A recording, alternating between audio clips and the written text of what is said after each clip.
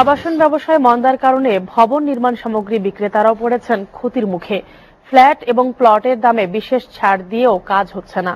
বিক্রি প্রায় বন্ধ হয়ে যাওয়াতে সরকারও হারাচ্ছে বড় অঙ্কের রাজস্ব। ক্রয় ক্ষমতা থাকলেও রাজনৈতিক অচলাবস্থার কারণে আবাসন ব্যবসায় দুরবস্থা কাটছে না, জানাচ্ছেন নিয়ামুল সাদেক। রাজধানীতে এমন অসংখ্য ভবন আছে আংশিক নির্মাণের পরই যেগুলোর কাজ বন্ধ। ব্যবসার মন্দার পাশাপাশি রাজনৈতিক অস্থিতিশীলতার কারণে দিনকে দিন এমন ভবনের সংখ্যা বাড়ছে।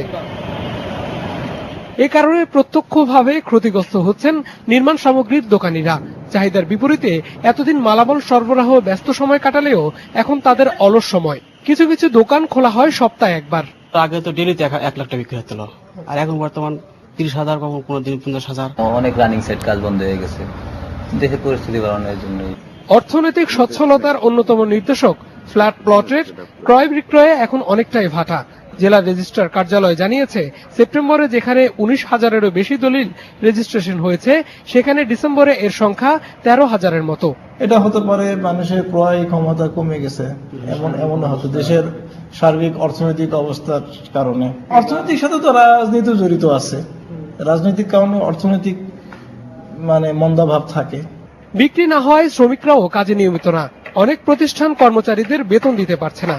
মালামাল ঠিকভাবে আসতে পারতেছে না, গাড়ি ঘরে পড়ে দিচ্ছে, এতে আমাদের শ্রমিকদেরও সমস্যা। কাজের ওয়ার্ক টাইম ওটা পিছিয়ে যাচ্ছে, ছাদ ঢালাই পিছিয়ে যাচ্ছে, যার জন্য দেরি হচ্ছে। Real estate and housing association রিহাবের তথ্য মতে 50%-এরও বেশি ফ্ল্যাট সময় মতো হস্তান্তর করা যাবে না। ব্যাকআউট লিঙ্কেজ বলেন, ফরওয়ার্ড লিঙ্কেজ বলেন, ইট, সিমেন্ট, রড ইত্যাদি ইন্ডাস্ট্রিগুলা জড়িত, ফলে এর সাথে কিন্তু প্রায় 200 ইন্ডাস্ট্রি জড়িত।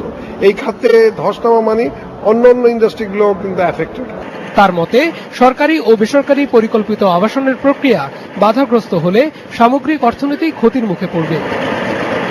আবাসন ব্যবসায় মন্দাভাব কাটানোর জন্য যখন ব্যাংক ঋণের সুদের হার এক অঙ্কে নামিয়ে আনার দাবিতে সোচ্চার আবাসন ব্যবসায়ীরা, তখন হয়ে যাওয়া কিছুদিন আগের আবাসন মেলাটি অনেকটাই নিষ্প্রাণ। তার মাঝে নতুন করে যোগ হয়েছে রাজনৈতিক সহিংসতা।